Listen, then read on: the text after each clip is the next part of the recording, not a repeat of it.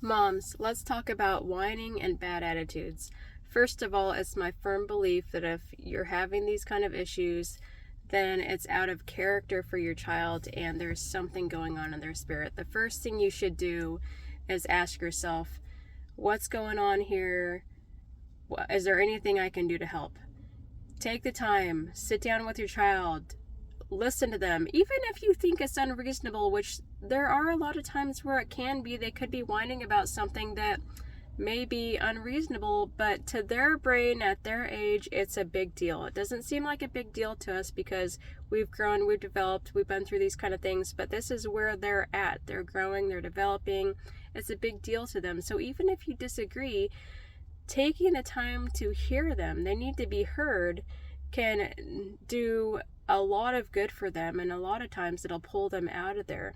But here's the thing, I've heard women saying that they're spraying vinegar in their kids' mouth whenever they have a bad attitude. And you know what? In my generation, it was dish soap. I got dish soap in my mouth, and I'm telling you, that didn't do me any good except for lose a connection I had with my mom. Had I had the chance for her to just sit down and listen to me and my feelings instead of thinking that I just had a bad attitude for no reason, then it would have spoke a lot of love to me. So I'm telling you, even if they are unreasonable, maybe they've done something wrong too. Just taking the time to hear them and hear their perspective and understand them. And yes, that doesn't mean that you're not going to be giving them consequences for their actions and stuff, but I have to ask this question. How in the world do we expect our children to have emotional maturity when we do not have it ourselves? You know, if we want to teach them emotional maturity, that takes us talking to them about things, teaching them, hearing them, listening to them.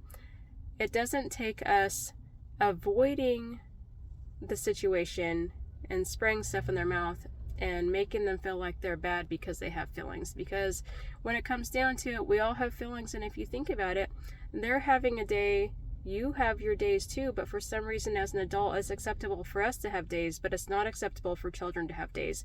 And we have to understand that we're not any better than them, and we don't get to just discipline them in these areas just because we're the bigger person. You know, emotionally mature people talk about it. Emotionally mature people deal with it. They don't avoid things. That's what they call an avoidant. And we don't want to avoid things with our kids because we'll end up losing a connection with them. So I just want to encourage you today, if you're finding that you're in a difficult situation with your child, realize it's more than likely out of character for them. We've all been made in God's image. So there's something going on in their spirit. Even if they are in the wrong, take the time to listen to them, understand them.